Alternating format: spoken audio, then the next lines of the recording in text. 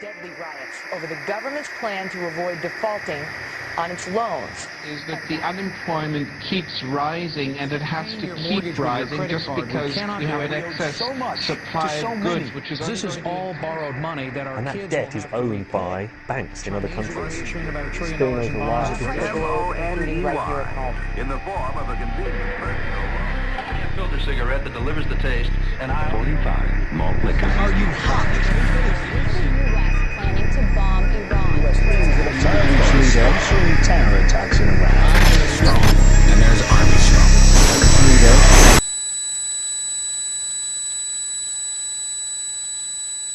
Modern psychology has a word that is probably used more than any other word in psychology.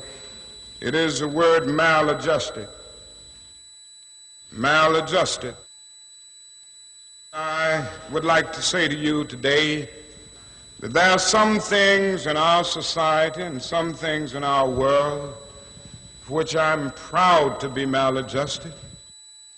And I call upon all men of goodwill to be maladjusted to these things until the good society is realized.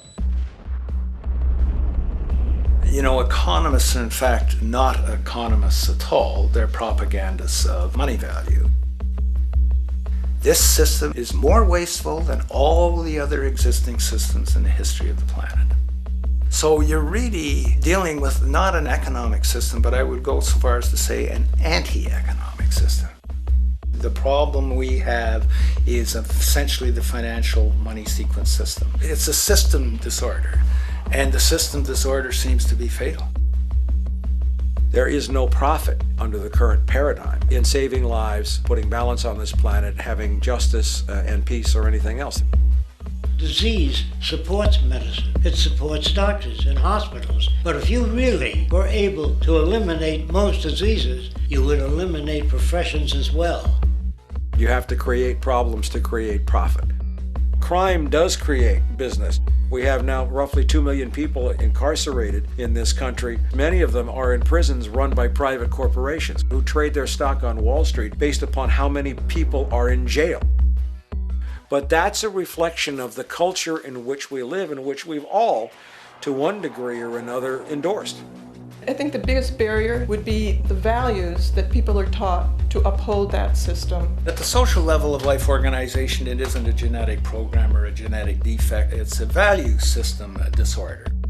What you have to understand is that the intellectual culture of a society actually reflects the power interests in that society, the dominant perspective. In the past, throughout almost all of human history, the main threat to human survival was nature. Today it is culture. Not only does structural violence kill more people than all the behavioral violence put together, structural violence is also the main cause of behavioral violence. Some colleagues at Harvard studying this suggested that inequality acted as a social pollutant because it affects almost everyone in society. The immune system cannot recognize the invasive cancer, and it takes over the whole body until the body collapses. And we're in that spasming, collapsing form now. So the system has to be corrected, not print more money and give it to banks. That doesn't deal with the problem. Every level of life organization and life system is in a state of crisis and challenge and decay or collapse. The problems that we have today will continue to go on. This will never go away within a monetary system. It's clear that we're on the verge of a great transition in human life. That what we face now is this fundamental change of the life we've known over the last century. There has to be a link between the economy and the resources of this planet, the resources being, of course, all animal and plant life, the health of the oceans and everything else. This is a monetary paradigm that will not let go until it's killed the last human being. The in-group will do all it can to stay in power. And that's what you got to keep in mind. They'll use the Army and Navy and lives or whatever they have to use to keep in power. They're not about to give it up because they don't know of any other system that will perpetuate their kind.